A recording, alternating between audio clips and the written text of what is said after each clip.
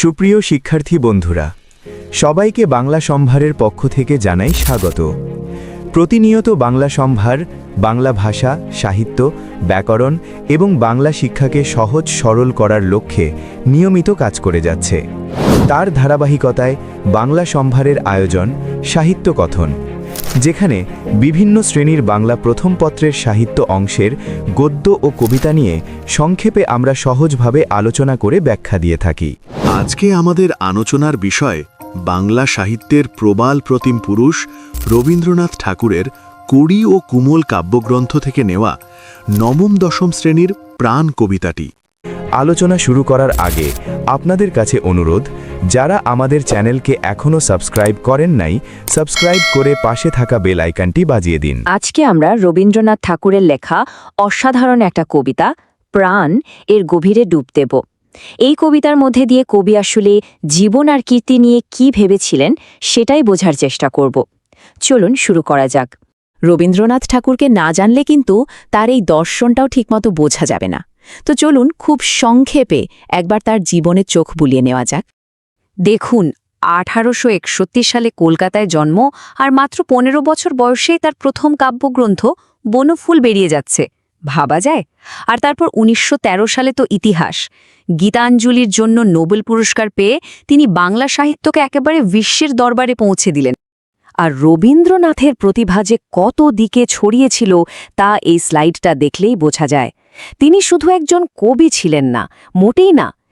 একাধারে তিনি ছিলেন সাহিত্যিক, দার্শনিক, শিক্ষাবিদ, সুরকার, এমনকি নাট্য প্রযোজক এবং অভিনেতাও। মানে একজন মানুষের মধ্যে এত গুণের সমাবেশ, এটা সত্যি অবাক করার মতো। তবে সবচেয়ে অবাক করা বিষয় কি জানেন? এত বড় মাপের একজন জ্ঞানী মানুষ, অথচ প্রথাগত স্কুল কলেজের পড়াশোনা কিন্তু তিনি শেষ করেননি। আসলে ওই ধরাবাঁধা নিয়ম, স্কুলের শাসন তার ঠিক ভালো লাগেনি। তাই প্রাতিষ্ঠানিক পড়াশোনা অসমাপ্ত রেখেই তিনি জ্ঞানের এক নিজস্ব জগৎ তৈরি করে নিয়েছিলেন। আচ্ছা, কবিকে তো আমরা কিছুটা জানলাম। এবার চলুন সেই কবিতাটা প্রাণ একবার মন দিয়ে পড়া যাক। চেষ্টা করি এর প্রত্যেকটা শব্দের আড়ালে যে অনুভূতিটা লুকিয়ে আছে সেটাকে ধরার। কবিতাটা শুরুই হচ্ছে এই দুটো লাইন দিয়ে, আর পড়া মাত্রই কিন্তু মনে একটা ধাক্কা লাগে। মরিতে চাহি না আমি, সুন্দর ভুবনে, মানবের মাঝে আমি বাঁচিবার চাই। এটা তো শুধু বেঁচে থাকার একটা সাধারণ ইচ্ছে নয়, তাই না? এটা হলো মানুষের ভিড়ে এই সুন্দর পৃথিবীতেই বেঁচে থাকার এক তীব্র আকুতি। আর এই আকুতিটাই কিন্তু পুরো কবিতার মূল সুর। তো এই যে পৃথিবীতে বেঁচে থাকার ইচ্ছে, এটাই আমাদের আজকের আলোচনার বিষয়। এই আকাঙ্ক্ষা শুধু একটা কবিতার লাইন নয়, এর পেছনে একটা গভীর দার্শনিক ভাবনা কাজ করছে। কবিতার এই অংশে কবি কি বলছেন দেখুন। তিনি এই প্রকৃতির সৌন্দর্যের সঙ্গে একাত্ম হতে চাইছেন। এই যে সূর্যকর, পুষ্পিত কানন, এই সব কিছুর মাঝে, আর সবচেয়ে বড় কথা, জীবন্ত হৃদয় মাঝে তিনি একটা জায়গা চাইছেন। মানে পৃথিবীর যে চিরন্তন প্রামের খেলা, যেখানে সুখ, দুঃখ, হাসি, কান্না, বিরহ, মিলন সব কিছুই আছে, তিনি তারই একটা অংশ হয়ে থাকতে চান। আর এই লাইনগুলোতে এসে কবিতার মূল ভাবনাটা একদম পরিষ্কার হয়ে যায়। তিনি বলছেন, মানুষের সুখ দুঃখকে সঙ্গী করে যদি তিনি এমন কোনো গান বা শিল্প তৈরি করতে পারেন যা মানুষের মনে চিরদিনের জন্য থেকে যাবে, তাহলেই তিনি একটা অমর আলোয় বা অমরত্বের ঠিকানা খুঁজে পাবেন। মানে মৃত্যুর পরেও বেঁচে থাকা, কিন্তু কাজের মাধ্যমে। আর কবিতার শেষ অংশটা আমার মতে এটাই সবচেয়ে শক্তিশালী। তিনি তার সৃষ্টিকে তুলনা করছেন ফুলের সঙ্গে, যে ফুল তিনি ফুটিয়ে তোলেন মানুষের জন্য। কিন্তু এর পরই যে কথাটা বলছেন সেটা অসাধারণ।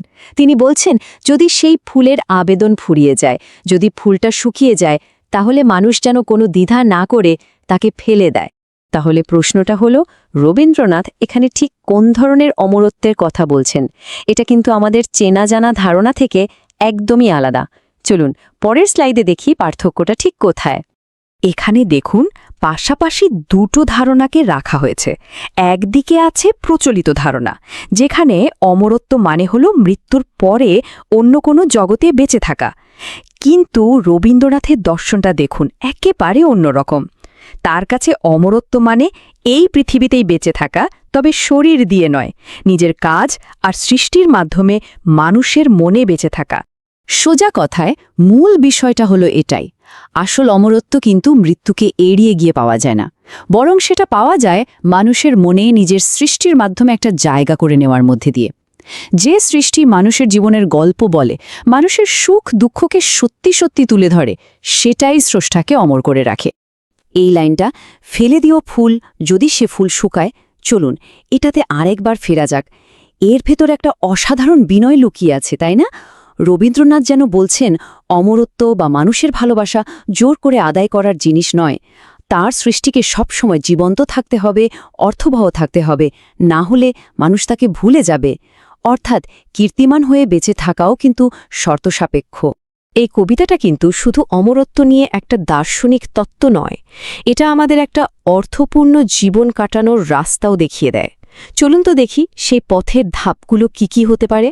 প্রথমেই হলো এই সুন্দর পৃথিবী আর মানুষে মানুষে যে সংযোগ, তাকে মন থেকে গ্রহণ করা। তারপর এমন কিছু সৃষ্টি করা যা মানুষের জীবনের সব রকম অনুভূতিকে, সুখ দুঃখ সবটাকেই ধরতে পারে। তৃতীয়ত, জীবনে ভালো কিছু করার জন্য একটা দৃঢ় সংকল্প রাখা। আর সবশেষে সমস্ত নেতিবাচকতাকে দূরে সরিয়ে রেখে মহৎ মানুষদের দেখানো পথে চলা।